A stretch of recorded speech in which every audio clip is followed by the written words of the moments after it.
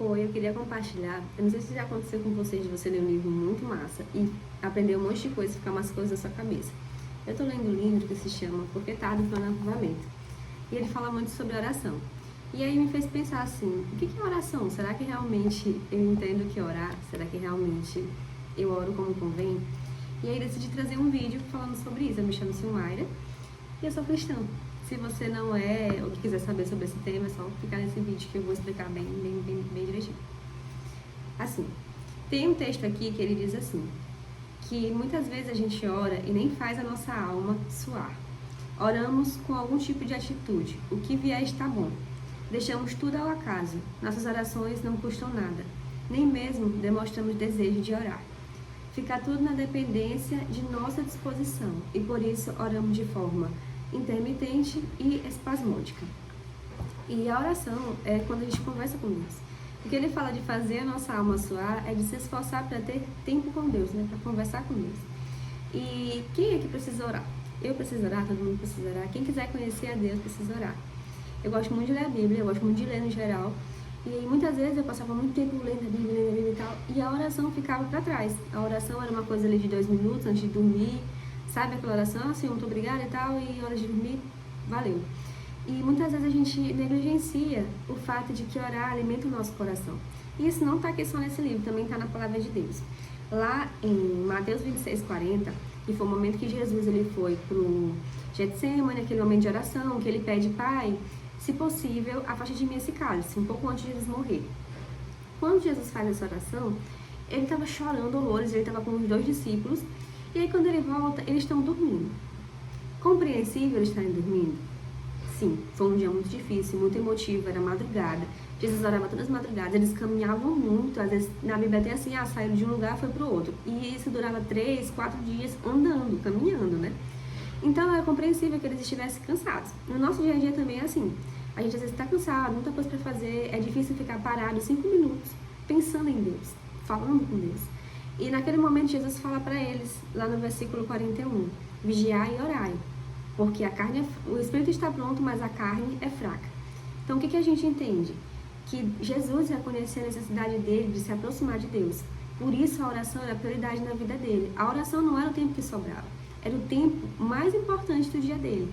E quando Jesus fala isso para os discípulos, eles querem dizer, olha, vocês precisam mais do que dormir agora, vocês precisam orar. Dormir vai fortalecer o corpo de vocês, mas orar vai fortalecer o espírito. Então, Jesus estava dizendo que a necessidade primordial da vida deles naquele momento era orar.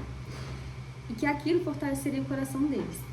E lá em Salmo 51:17, fala sobre a oração também, mas fala sobre um princípio do nosso coração, que é o quebrantamento. O que é ser quebrantado? É ser uma pessoa disposta a ser quebrada. Quebrada em que sentido? A vaidade, o orgulho. Quando a gente ora, a gente está dizendo para o Senhor, olha, eu não posso sozinho, eu preciso da tua presença, eu preciso do teu amor, eu preciso do teu cuidado sobre a minha vida, eu preciso que você santifique quem eu sou, Pai.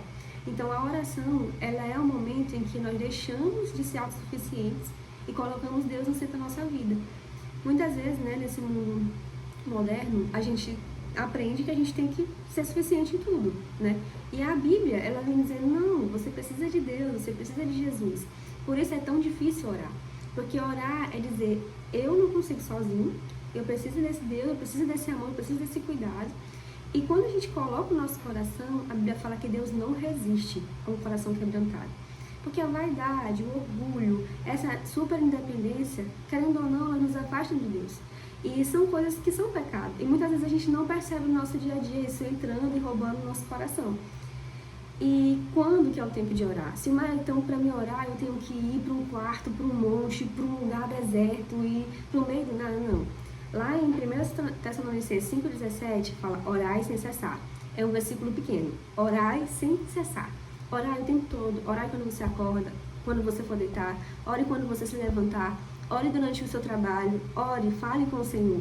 Temas específicos sobre o dia a dia, sobre alguém que conversou com você.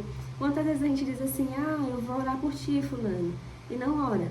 Ou quantas vezes a gente pensa em alguma coisa, nosso coração está ali angustiado, a gente pensa em como resolver, mas não coloca diante do Senhor primeiro.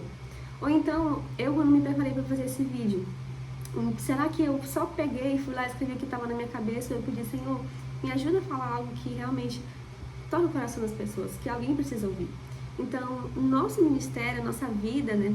Se você não tem um ministério, mas você tem um trabalho, um filho, uma família, algo que você ame, a gente direciona tudo de acordo com aquilo que a gente acha, que a gente quer, e muitas vezes a gente não coloca em oração, não pergunta ao Senhor, não pede que o Senhor esteja nos direcionando, até mesmo os nossos sentimentos, de coisas que Deus ele pode tratar no nosso coração.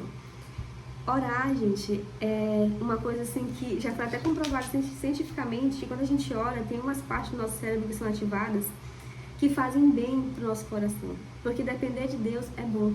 Estar com o Senhor é bom. E pra mim sempre foi um desafio, né?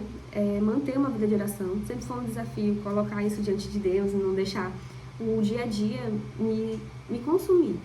Mas hoje eu tenho colocado isso como prioridade na minha vida e eu vejo as mudanças, até na paz, né? Até mesmo na questão assim de não andar ansiosa. A Bíblia fala entregar ao Senhor em orações, em súplicas, tudo que você precisa colocar. E essa é a maneira que Deus ele vai tratar o seu coração. Talvez você ache que tem alguma coisa, uma falta de perdão, uma ferida que alguém deixou, que você não consegue abrir mão.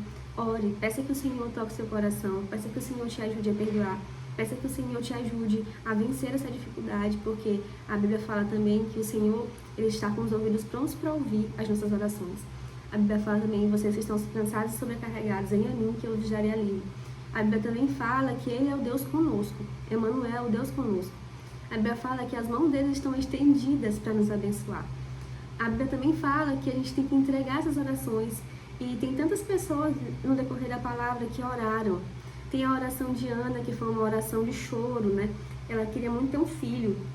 E na oração dela, ela estava orando tão profundo que o pessoal achou que ela estava bêbada, porque ela ficava orando só assim, umas palavras que ninguém entendia. Mas o Senhor ouviu e respondeu. Uma oração de uma mulher que na sociedade era considerada nada porque ela era estéril. Tem tantas histórias na Bíblia que o Senhor agiu através da oração. E não só de uma maneira macro, mas de coisas minuciosas no nosso coração que Deus quer ver. Às vezes a gente pensa, eu vou orar só quando for uma coisa importante. Não. Deus quer saber coisas simples. Deus quer conversar com você. E essa é a maneira que nós nos comunicamos com Deus, através da oração. Mas eu não sei como começar a orar. Apenas comece, apenas ore, apenas fale com o Senhor.